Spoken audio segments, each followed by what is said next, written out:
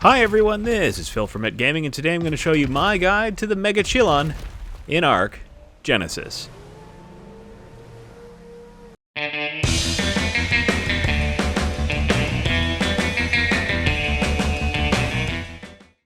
The Megachelon, or giant turtle, is a mobile fortress of a creature that you can find in the ocean biome of ARK Genesis.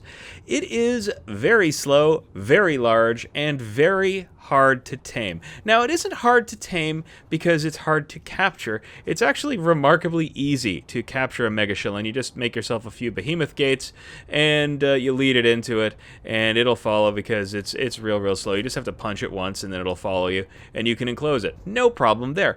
No, it's the actual tame itself which is the rip-roaring pain in the butt. And to start with, what you're going to need to do is you're going to need to find these microbe swarms.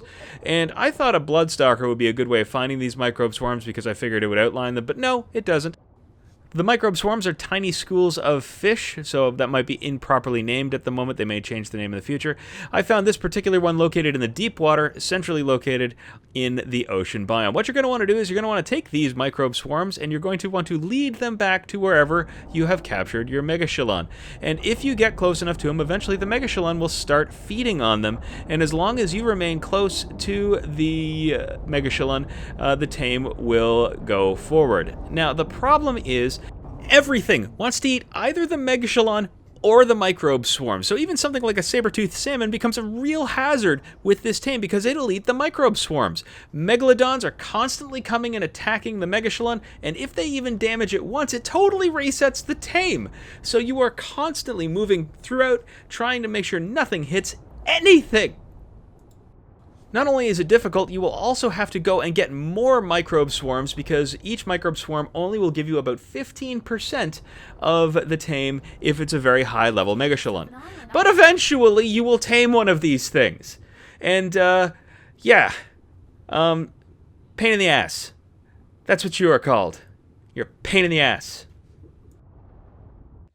In order to craft a saddle for the Megachelon, what you're going to need to do is go to the Genesis tab of your engrams, and at level 45, you will see that the Megachelon platform saddle is available there. Now, as platform saddles go, this is a very low-cost platform saddle. You can make it in the smithy, and you'll find it, of course, in the Saddles tab, and it only requires cementing paste, hide, fiber, metal ingots, shell fragments, and silica pearls to manufacture. Once you've got the saddle on, you'll notice immediately that the Megachelon is a slow tame, so you might want to think about putting some points into movement speed, but you'll only get 1% at a time. I'll be honest with you, this thing is never going to win any races, but it is quite the looker. Now, once you get it back to, say, your ocean platform, you'll now see what the lagoon is for. It's a perfect place to park your Megachelon, so much so that once you've put it into the lagoon, you can just walk right off the head and onto the platform. So that's pretty slick.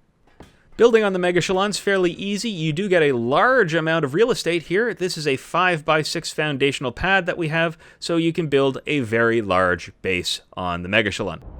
While underwater, the Megachelon will emit a field of bubbles. This will provide you with oxygen while you are driving it, or if you are standing or swimming near the top of the Megachelon. So this actually allows you to use it as a base underwater, even if it isn't an underwater base. You don't need to use underwater components in order for you to breathe while riding on this thing. Stats-wise, is about what you'd expect to see from a large mobile base of a creature. It has fairly high health, good stamina, really slow movement speed. When it comes to its weight capacity, if I were to take a stack that has a weight of 50 and I place it in there, there is no additional weight reduction. It's still the full 50 weight. If I take that stack of, say, about 200 metal and I put it into a storage container on it, it weighs 200 while in the storage container. So it's a complete transfer of weight that way. However, if I were to hold onto the weight and then still be riding the Megachelon, we'll notice that there is a weight reduction when you do that. This can come in very handy if you are carrying large amounts of weight. It's better to actually leave it in your own inventory or the inventory of a dinosaur that's riding on the Megachelon rather than in the Megachelon itself or any of the storage containers that may be on the Megachelon. When it comes to combat for the Megachelon, or Chillin, I'm still undecided on the name, it comes with a left-click bite attack, which is kind of slow. It kind of does okay damage. It has a good hitbox, but the problem is, since you have a slow turning speed with the Megachelon, it's really hard to fight with this thing. And that's a real problem, since everything in the ocean aggroes to it.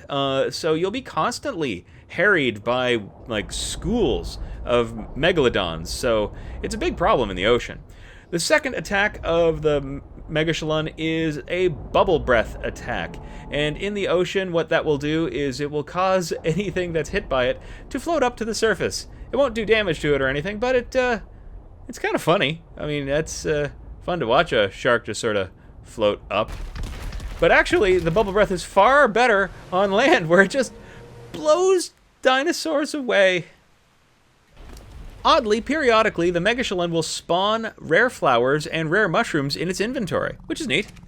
So as it stands right now, the Megachelon is one of those creatures that is an absolute mixed bag. It is very cool to look at, but it will cause you to go prematurely gray if you try to tame this thing. Do you know any other tips about the Megachelon? Tell us what they are in the comments below. If you found this video useful, please feel free to leave a like and a comment, and also subscribe to the channel. And as always, have fun out there.